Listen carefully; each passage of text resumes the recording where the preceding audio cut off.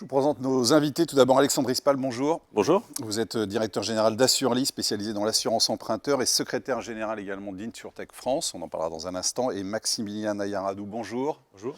Vous êtes directeur général du pôle Finance Innovation. Vous allez nous en dire un peu plus tout de suite, puisque je vous propose de présenter alors Assurely et en même temps InsurTech France, Alexandre. Bien sûr, donc Assurely, c'est un néo-assureur Oui. spécialisé dans le monde de l'assurance emprunteur. Donc on propose un parcours full digital.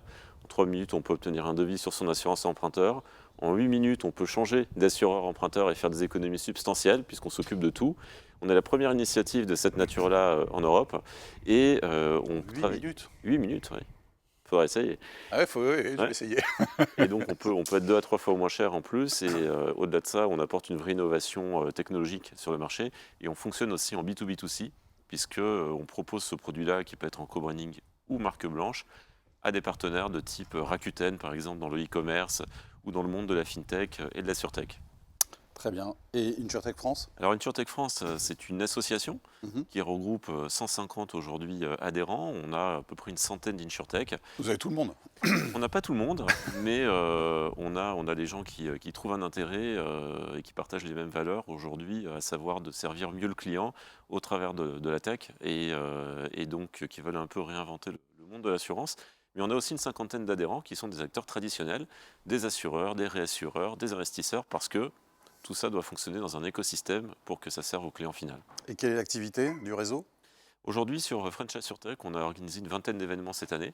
On a des événements mensuels où on se réunit tous et après on fonctionner par thématique, faire venir des intervenants sur des sujets aussi diversifiés que les levées de fonds, la communication pour les startups par exemple. Et puis on s'appuie sur des associations partenaires, membres, qui nous accompagnent, qui nous aident. Maximilien, alors parlez-nous de ce pôle. Finance Innovation, c'est le cluster de la finance digitale et de la fintech. On a six axes, banque, gestion d'actifs, digitalisation des métiers du chiffre et du conseil, finance immobilière, finance solidaire et évidemment assurance. On a 600 membres, environ 400 fintech, insurtech, donc TPE, PME, environ 150 grands groupes, investisseurs, consultants et une cinquantaine d'associations académiques. Le but du pôle, c'est faire des projets collaboratifs entre tous ces acteurs et on labellise des projets. Le but, c'est de montrer à la place que ces projets sont innovants, stratégiques et crédibles. Et dans nos 400 membres, on doit avoir 60-70 InsurTech et on a pas mal d'assureurs, réassureurs, investisseurs, on a un comité investisseur et on a pas mal travaillé. En fait, on fait des livres blancs, on a dû en faire 7 ou 8 sur l'assurance, donc on a une grosse activité sur l'assurance. Et on labellise donc des InsurTech depuis le début du pôle, 2007. Et donc, on travaille en coordination aussi avec des associations comme InsurTech France. Très bien. Alors, la stratégie d'influence lorsqu'on crée une start-up, ça veut dire quoi d'abord? Avoir une stratégie d'influence. Il faut le faire d'ailleurs au moment où on la crée déjà. Il faut avoir l'idée de cette stratégie, Alexandre. Alors, c'est une vraie question. La plupart des startups qui se créent n'y pensent pas au démarrage. Ils sont sur la proposition de valeur. Exactement, ce qui est normal, hein, c'est un Bien focus autour du produit, de l'expérience client. Bien sûr. Quand on a un certain niveau de maturité, je pense que ça devient un élément indispensable. Alors, on parle de finance innovation. Nous, la première action qu'on a fait pour nous ancrer dans l'écosystème, ça a été d'être labellisé par le pôle. On a fait un dossier, on est passé devant le collège. Au-delà de ça, pourquoi est-ce que c'est important que les startups aient une vision, une stratégie d'influence? Probablement parce qu'on est dans un monde d'interdépendance. Et c'est très difficile quand même pour un acteur qui va apporter l'innovation de faire cavalier seul. On y reviendra, mais il y a beaucoup d'enjeux autour de ça. On commence par quoi d'ailleurs quand on établit une stratégie d'influence, Maximilien? Alors nous, chez nous, il y a la labellisation, mais au-delà de la labellisation, en fait, je pense que c'est par rapport à ce que dit Alexandre, le vrai sujet, c'est qu'on est dans un monde où les gens se connaissent. D'autant plus dans l'InsurTech, il y a les investisseurs. Pas être seul de son voilà, il y a les grands groupes. Moi, je me suis occupé pendant 10 ans de la R&D, donc je faisais des projets collaboratifs. J'ai vu énormément de projets, on va dire dans le garage, où on a un super techos, on parlait avec Alexandre juste avant, un super techos, mais génial, qui fait sa tech, qui fait son big data, mais en fait, pendant 3 ans, 4 ans, il sort, il pense que ça va se vendre tout seul. Pas du tout, surtout dans un milieu comme l'assurance, qui est très B2B. Il y a beaucoup de prescripteurs. Nous, dans le comité de labellisation, on a des assureurs, on a des consultants, on a certaines grosses insurtech. Et c'est alors évidemment qu'il y a de la concurrence. Je veux dire, les entrepreneurs, ils n'ont pas envie de raconter toute leur vie, toute leur techno à l'écosystème. Et il y a une forme de secret importante. Mais ce qu'il faut comprendre, c'est que par exemple, les consultants peuvent être des prescripteurs au début auprès des grands groupes. Les assureurs sont des gens qui sont averses au risque et ils veulent dérisquer justement en se disant mais voilà, qu'est-ce qu'ils proposent? Est-ce que c'est vraiment en rupture? Est-ce que c'est vraiment innovant? Donc la stratégie d'influence, elle est très importante. Le régulateur aussi. Nous, on fait des spin meetings tous les 6 mois. Il y a des boîtes, on labellise 20-30 boîtes par semestre, il y a des boîtes, peut-être 5-6 boîtes qui n'ont pas vu le régulateur avant la labellisation. C'est pas normal. Même si on est parfois un peu à la limite, il faut aller voir le régulateur pour savoir ce qu'il pense. Donc, Ça fait partie de l'influence. Ah oui, bien sûr, complètement. Stratégie d'influence, pour moi, c'est on va avoir des politiques, on va avoir des gens de réseau qui comptent et on met un peu la pression. Mais c'est pas que ça. Ah non, c'est pas que ça. C'est pas que ça. Non, parce qu'il y a une interprétation de la réglementation. Il y a une interprétation bienveillante, dure. Oui, bien sûr. En fonction des pays, l'interprétation européenne, elle n'est pas appliquée de la même façon. En France, souvent, on surapplique un peu les réglementations. Donc il y a un vrai lobbying, aller voir le régulateur, comment il applique la réglementation. Moi, je me suis beaucoup aussi occupé de la gestion d'actifs. Il y a des réglementations qui ne sont pas du tout suivies de sanctions. Donc c'est des choses qu'il faut savoir. C'est plus facile dans un secteur, j'ai des plus petits comme la Surtech. Est-ce que c'est plus simple ? Non, pas forcément, parce que contraire. comme c'était précisé à l'instant, il y a de multiples parties prenantes aujourd'hui qui comptent. Et la première étape à faire, et peut-être conseil qu'on peut donner aux Assurtech adhérentes d'Insurtech France, c'est de faire une matrice toute simple des parties prenantes. On parlait de l'administration, on parlait des politiques, on parlait des fédérations qui comptent, des fonds d'investissement, des cabinets de conseil. C'est des choses qui sont absolument indispensables pour préparer le terrain. Et il y a deux outputs très clairement à en tirer. Il y a d'une part enrichir à la fois le contenu du produit pour éviter derrière d'avoir des choses trappes qui peuvent être réglementaires. Et qui remettent en cause le produit lui-même. Exactement. Ouais. Et puis en même temps, prendre aussi plus de hauteur pour regarder si on apporte quelque chose de différent, si on porte un message ou un discours différent. Donc, et ça, on peut le sentir, on peut le voir comment ça ? En échangeant ? En échangeant, il faut rencontrer, confronter, argumenter, faire évoluer. Si je prends l'exemple d'Assurli, les deux cofondateurs de l'entreprise ont travaillé quasiment depuis l'origine, à la fois avec l'administration, sur la partie réglementaire, avec des cabinets de conseil, pour sentir le pouls. Et puis, depuis un an, on a étendu un petit peu le reach autour des fédérations. On a adhéré dans des fédérations, pour donner des exemples, telles que la Fédération des garanties affinitaires. On a rejoint le pôle finance innovation, pour n'en citer que deux. On a co-construit Insurtech France avec les autres membres fondateurs qui nous ont rejoints. Et tout ça, ça a une visée, c'est que derrière, en fait, c'est un métier complexe. C'est un métier sur lequel il faut travailler le temps long et travailler le temps court en même temps. Et la stratégie d'influence permet finalement, dans une dimension stratégique, d'avoir vraiment une prise de recul, une prise de hauteur très importante et qui ne se travaille pas en one-shot. Mais au départ, on a quand même son secret. On a une idée, un produit, un service. On n'a pas forcément envie de le révéler à tout le monde. Donc c'est délicat en même temps. Il y a un équilibre à trouver, non ? Vous savez, quand on a une bonne idée et un bon concept dans le monde de l'assurance, pour le mettre en œuvre et l'exécuter, il faut quand même 2 à 3 ans. Donc il ne faut pas avoir peur quand même derrière de la confrontation d'idées, parce qu'on a souvent peur de se faire voler des idées. Exactement. Et là, à ce moment-là, c'est plutôt une anecdote, mais je dis quand même mon courage, parce que les bonnes idées, il y en a beaucoup, mais pour avoir la ténacité de les porter et de les mettre en œuvre, c'est quand même une autre étape à franchir. Vous, par exemple, chez Assurli, dès le départ, vous avez, quand vous êtes allé voir les réseaux, vous avez expliqué ce que vous vouliez faire, mais vous n'avez pas tout dit. Comment vous avez procédé ? Concrètement, sur la première étape, alors moi j'ai rejoint Assurli il y a 1 an, mais sur la première étape, et donc très clairement, Michael Benassen et Toufik Gozim ont expliqué l'idée, qu'ils voulaient transformer le marché de l'assurance emprunteur. Et très clairement, ça paraissait extrêmement ambitieux, et ils ont tenu bon sur leur idée de départ. Et maintenant, on est en 2021, on a beaucoup de nouveaux acteurs d'ailleurs qui rentrent sur ce marché de l'assurance emprunteur, ce qui valide la thèse de départ, mais ça montre la ténacité qu'il faut. Et quand on discute avec d'autres entrepreneurs au sein d'Insurtech France, on le voit, il faut 3, 4 à 5 ans pour commencer à avoir un début de succès véritablement commercial au-delà des levées de fonds. Et c'est la résilience qui a porté et qui anime, je pense, tous les entrepreneurs qui sont aujourd'hui cités un peu comme des réussites dans ce secteur. Même parfois plus long, Alexandre. Ouais. Nous, moi, je dirais en moyenne, c'est 5 à 10 ans. Ah oui. Et 5 ans, c'est plus rare que 10 ans. C'est de la réussite. Ah, c'est le début de la réussite. Ouais. Et juste par rapport à ce que vous disiez, l'entrepreneur, c'est normal, il est individualiste. Il a son secret, sa vision, son produit. Mais en réalité, d'un point de vue un peu plus macro, on a des clusters d'innovation. Quand on a labellisé les robots advisors, on en avait labellisé environ 11. Il y en avait 15-16 sur le marché, on avait fait une étude. Donc je pense que ce que tu dis, Alexandre, tu as raison, il faut se confronter un peu avec les autres. Et hier, on avait fait un événement qui était sur les néobanques. On a sorti un palmarès, il y a environ 60 néobanques. Donc dans les 60 néobanques, il y a énormément d'innovations incrémentales, il y a énormément de choses qui se ressemblent. Il faut être lucide. Et un point important, je pense, au niveau international, de plus en plus, on a des fonds étrangers. En fait, en France, les boîtes sont sous-valorisées. Bon, pour des raisons, on ne va pas rentrer dans les détails, mais les boîtes sont sous-valorisées. Et donc, les fonds étrangers arrivent, les Allemands, les Espagnols, les Anglais, les Américains, et donc, ils regardent. Et donc, être dans un écosystème, tout de suite, on est dans le champ cognitif de ces gens-là. En fait, pour moi, l'écosystème, c'est être dans le champ cognitif des décideurs, assureurs, fonds, régulateurs. Voilà. Et après, soit on est en B2B, on est plutôt dans les associations, soit en B2C, on est plutôt dans les médias. Mais en général, la insurtech, c'est beaucoup de B2B quand même. Il y a un peu de frilosité dans ce secteur plus que dans d'autres, parce qu'il n'y a pas des bonnes recettes à prendre finalement dans d'autres secteurs où le lobbying et la stratégie d'influence sont extrêmement répandus et font partie finalement du quotidien.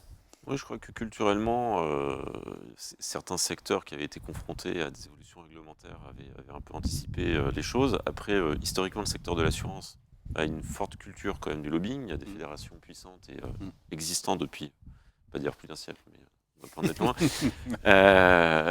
Et du coup, qui font très bien ce travail-là. Pour les insurtechs, c'est un savoir-faire qui est assez éloigné culturellement finalement du profil des entrepreneurs qui se lancent. Et donc, c'est là où justement travailler dans cet écosystème peut permettre d'avoir un effet de rattrapage et de tout de suite avoir les bons comportements, les bonnes pratiques.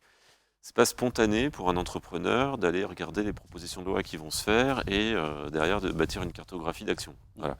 Mais néanmoins, ça s'apprend. On rappelait dès le début d'ailleurs qu'effectivement ce sujet était rarement prioritaire au lancement parce qu'on pense d'abord à sa proposition de valeur. Et vous disiez effectivement, oui, il faut penser effectivement à sa proposition de valeur, mais ça veut dire que la stratégie d'influence, il faut s'en préoccuper au bout d'un an, de 2 ans, ou c'est vraiment dès les premiers mois quand même? Non, c'est dès les premiers mois. Enfin, je pense que quand de toute façon on se lance dans une création d'entreprise, il y a des étapes de base qui sont le diagnostic stratégique de l'entreprise, toutes les matrices que je pense que tout le monde a appris à l'école. Ouais. Et c'est vrai que quand on fait un modèle PESTEL, politique, environnemental, sociétal, technologique, à ce moment-là, on a de toute façon ces questions à se poser. Des impacts réglementaires, RP, médias, de la cause qu'on veut porter. Et donc, c'est quasiment à la source qu'il faut commencer à le faire. Mais après, il faut le verbaliser, le formaliser en stratégie d'influence quand le produit et quand il commence à y avoir quelque chose de concret qui émerge. Pas mettre la charrue avant les bœufs, mais ça vient assez tôt quand même. Donc la présence médiatique, elle est plus efficace au démarrage ou pas, Maximilien? Ça dépend. En B2C, je pense qu'assez vite, il faut être dans le médiatique. Parce que c'est un produit qui va s'adresser aux consommateurs, donc il faut aller assez vite. Après, attention, il faut planifier, je dirais, la sortie du produit. On a eu beaucoup de cas où, en gros, on annonce le produit dans 6 mois, et puis dans 6 mois, ça ne vient pas. Donc c'est facile à dire. Hein. Mais donc il faut tenir les délais quand on sort dans les médias. Après, en B2B, on est vraiment donc avec les grosses boîtes, avec les gros assureurs. Donc là, on est plus je dirais, avec les associations, avec le régulateur. Les médias sont moins importants ou les médias spécialisés. Moi, un truc qui m'étonne souvent avec les entrepreneurs, c'est que ils n'ont pas le mindset. Alors, c'est beaucoup des techos. Ils n'ont pas le mindset communication. Et le mindset communication, ça va être communication, faire une vidéo. Par exemple, parfois, c'est le pôle qui leur fait la première vidéo. Ça, c'est pas normal. Il faut que tout de suite, en plus aujourd'hui avec les médias sociaux, avec les LinkedIn et tout, ça coûte vraiment pas cher. Donc une stratégie média digitale est très peu coûteuse. Donc là, je pense que dès le début, il faut y aller, présenter son produit, présenter sa vision. Et on se dit, ah oui, lui, c'est lui, j'ai vu sa vidéo, je l'ai vu dans tel événement, etc. Et les gens parlent. Les gens s'appellent, tu connais telle personne, tu vois ce qu'il fait, est-ce que c'est bien, est-ce que c'est innovant et tout. Voilà, c'est tout un écosystème où les gens se parlent. Donc, je vais rebondir là-dessus parce que je pense que c'est vraiment un point clé, c'est-à-dire que la communication, c'est un asset de l'entreprise. Et il ne faut pas prendre ça comme un centre de coût. Et très souvent, il y a ce biais cognitif de dire que c'est juste, entre guillemets, derrière de la vanité ou de l'ego médiatique. Pas du tout. C'est l'investissement sur lequel il faut vraiment capitaliser dans la durée. Et Alexandre, là-dessus, tu as tout à fait raison. Ce qui différencie beaucoup les entrepreneurs américains des entrepreneurs français, c'est que les Américains, et vraiment, je vous le dis, les gars, ils lèvent des millions de dollars, et après, au niveau tech, ils sont moins bons que les Français. Ouais. Mais par contre, les millions de dollars, c'est pour envahir les médias, envahir le réseau. Et nous, on a défini avec l'étranger au pôle, hein, et donc il y a des rivalités quand même, c'est normal. Ils ont fait des très grosses levées en Angleterre, en Allemagne, ils arrivent avec des millions d'euros et ils achètent ils prennent de l'espace publicitaire. Et nous, en France, nous, avec les levées de fonds, elles sont plus petites. Alors c'est normal, on ne va pas gaspiller tout l'argent dans la communication. Mais on voit vraiment ces différences de mindset qui fait que les croissances en Angleterre, par exemple, sont plus fortes parce qu'il y a cette culture de la communication. Je dis toujours aux entrepreneurs, n'oubliez pas que nous, on est dans un écosystème. Personne ne vous connaît, quoi. Sauf votre maman, votre papa, personne ne vous connaît. Donc il faut sortir et éduquer le public. Donc surtout quand on est en B2C, bon, aussi en B2B. Et en B2C, là, pour prendre ton exemple, du coup, là, j'en ai pas parlé tout à l'heure, mais pour Assurly, typiquement, on a investi sur TF1, M6, CNews, BFM Business sur tout le mois d'octobre. Parce Vous avez fait de la pub. Là, on y est. Hein. On est sur le live et sur le replay pendant tout le mois d'octobre. Parce qu'on déploie vraiment notre offre B2C depuis la mi-septembre. On avait fait du métro aussi. Et donc, le offline est hyper important. Et donc, ça rejoint ce que tu disais. Mais vous le faites maintenant. Et on le fait maintenant. C'est-à-dire combien d'années après le... Il y a eu 2 ans de R&D. Ouais. Et on a fait une gradation progressive de la communication. Et puis là, l'accélération B2C se fait depuis 15 jours, hein, pour être très clair. Et en parallèle, on déploie nos partenaires B2B, mais du coup, sur le B2C, c'est maintenant qu'on franchit cette étape. Et sur l'institutionnel, vous parliez tout à l'heure effectivement des commissions, en tout cas j'allais dire le lobbying institutionnel, oui, comment on l'appréhende différemment évidemment du médiatique, mais on s'adresse à qui? Est-ce qu'on fait appel à un cabinet, à des consultants? Est-ce qu'il faut... comment on a ses entrées finalement? Je pense qu'il n'y a pas une réponse unique, c'est-à-dire que tout ce que vous venez de citer, c'est important, c'est-à-dire qu'il faut être en capacité d'avoir des experts de la communication stratégique, des experts du monde du lobbying. Il y a du network aussi dans l'équipe dirigeante qu'on a pu bâtir au fil des années. Après, ça dépend aussi, entre guillemets, de l'âge des personnes dirigeantes de l'entreprise. Mais du coup, c'est quelque chose qui s'adresse de manière très logique, très rationnelle et simultanée. Après, il y a le degré d'éloignement à la réglementation et je dirais de façon innovante d'interpréter cette réglementation. Plus vous êtes en rupture, plus il faudra faire appel à des avocats. Si vous êtes dans la continuité de la réglementation, où il y a un consensus de la façon dont vous faites votre innovation, vous pouvez même aller en direct voir le régulateur. Aujourd'hui, il y a des cellules InsurTech, FinTech, à la CPR, à l'AMF, c'est bien rodé. Donc en général, on est bien accueillis.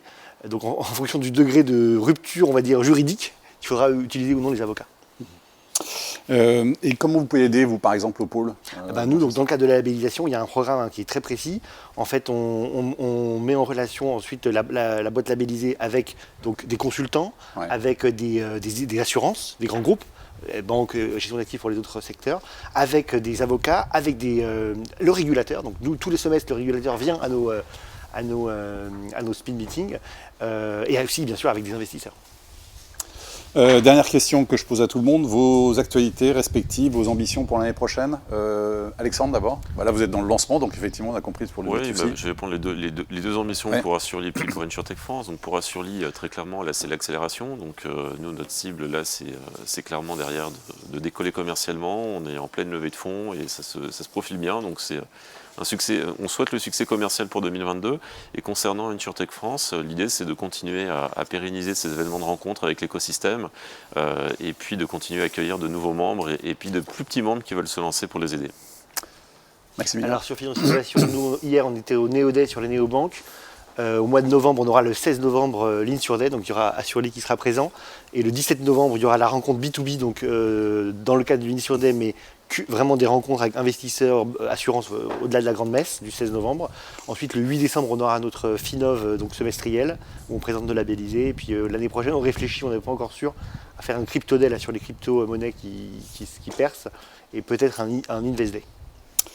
Merci beaucoup à tous les deux. Merci pour vos éclairages. Maximilien, on va accueillir dans un instant une entreprise que vous connaissez bien, puisque l'entreprise en question a remporté le prix de l'InsurTech de l'année 2020. Accurate. Accurate, exactement. Très bien. À tout de suite.